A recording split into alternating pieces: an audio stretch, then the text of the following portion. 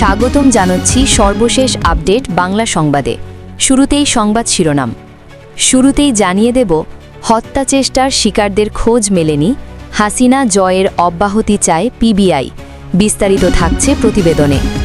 এদিকে 12 ফেব্রুয়ারি পর্যন্ত সব ধরনের সংগঠনের নির্বাচন স্থগিতের নির্দেশ ইসির। বিস্তারিত থাকছে প্রতিবেদনে। আরও জানিয়ে দেব, বাংলাদেশের সঙ্গে যোগাযোগের সব চ্যানেল খোলা, ভারতের সেনাপ্রধান। বিস্তারিত থাকছে প্রতিবেদনে। এদিকে সীমান্তে গুলিতে শিশু আহত, মিয়ানমারের রাষ্ট্রদূতকে তলব করল পররাষ্ট্র মন্ত্রণালয়। বিস্তারিত থাকছে প্রতিবেদনে। আরও জানিয়ে দেব, এবারও 2018 সালের মতো মিডনাইট নির্বাচন হলে জাতিকে মূল্য দিতে হবে, জামায়াত আমির। বিস্তারিত থাকছে প্রতিবেদনে। এবং সর্বশেষ জানিয়ে দেব, মাদারীপুরে কাভার্ড ভ্যানের চাপায় নিহত 3। বিস্তারিত থাকছে প্রতিবেদনে। এতক্ষণ শুনছিলেন সংবাদ শিরোনাম, এবারই বিস্তারিত। আন্দোলনের সময় ধানমন্ডি থানায় দায়ের করা হত্যাচেষ্টা মামলার 113 জন আসামিকে অব্যাহতির সুপারিশ করেছে police bureau of investigation PBI. এ সংক্রান্ত চূড়ান্ত প্রতিবেদন সম্প্রতি আদালতে দাখিল করা হয়েছে। সোমবার 12 জানুয়ারি ঢাকার চিফ মেট্রোপলিটন ম্যাজিস্ট্রেট আদালতের ধানমন্ডি থানার সাধারণ নিবন্ধন কর্মকর্তা উপপরিদর্শক এসআই আবুল বাশার এ তথ্য নিশ্চিত করেন। তিনি জানান, পিবিআই প্রতিবেদন অনুযায়ী 113 জনকে মামলার বাইরে আনার সুপারিশ করা হয়েছে। মামলার পরবর্তী শুনানির দিন নির্ধারণ করা হয়েছে 3 ফেব্রুয়ারি। মামলা সূত্রে জানা যায়, বৈষম্য বিরোধী ছাত্র আন্দোলনের সময় গত 4 আগস্ট ধানমন্ডির সীমন্ত স্কোয়ার থেকে কাজ শেষে বাসায় ফেরার পথে শাহেদ আলী আহত হন। একই সময় ঢাকা কলেজ ও সিটি কলেজের কয়েকজন শিক্ষার্থী সহ 9 জন আহত হয়েছিলেন। ঘটনার পর শাহেদ আলীর ভাই শরীফ নামের এক ব্যক্তি বাদী হয়ে ধানমন্ডি থানায় শেখ হাসিনা সহ 113 জনকে আসামি করে হত্যা চেষ্টার মামলা দায়ের করেন। মামলার তদন্তকালে 4 জনকে গ্রেফতার করা হয়। পিবিআইয়ের পরিদর্শক শাহজাহান ভূঁইয়া মামলাটি তদন্ত করেন ও প্রতিবেদনে তথ্যগত অসঙ্গতি উল্লেখ করে 113 জনকে অব্যাহতি সুপারিশ করেন। তদন্তে দেখা গেছে, জুলাই আন্দোলনে আহতদের নাম সরকারি গেজেটে অন্তর্ভুক্ত ছিল না। এ কারণে মামলায় উল্লেখিত আহতদের সন্ধান পাওয়া যায়নি। তবে পরবর্তীতে নতুন তথ্য পাওয়া গেলে অভিযোগপত্র জমা দেওয়ার সম্ভাবনার কথাও প্রতিবেদনে উল্লেখ করা হয়েছে। এদিকে 12 ফেব্রুয়ারি পর্যন্ত সব ধরনের সংগঠনের নির্বাচন স্থগিতের নির্দেশ ইসির। ত্রয়োদশ জাতীয় সংসদ নির্বাচন ও গণভোটের প্রক্রিয়া নির্বিঘ্ন রাখতে আগামী 12 ফেব্রুয়ারি 2026 পর্যন্ত দেশের কোনো পেশাজীবী বা অন্যান্য সংগঠনের নির্বাচন আয়োজন না করার নির্দেশ দিয়েছে নির্বাচন কমিশন।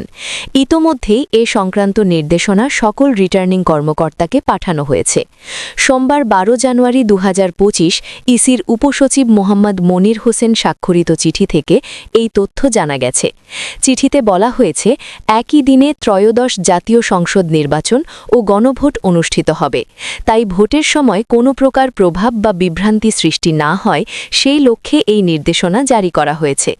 নির্দেশনা অনুযায়ী পেশাজীবী সংগঠনের নির্বাচন ছাড়াও শিক্ষা প্রতিষ্ঠানের সব ধরনের নির্বাচন, পরিবহন মালিক ও শ্রমিক সমিতি, সাংবাদিক সমিতি, বণিক সমিতি, সমবায় সমিতি, ট্রেড ইউনিয়ন সহ দেশের সব সংগঠনের নির্বাচন 12 ফেব্রুয়ারি 2026-এর পর আয়োজন করতে হবে।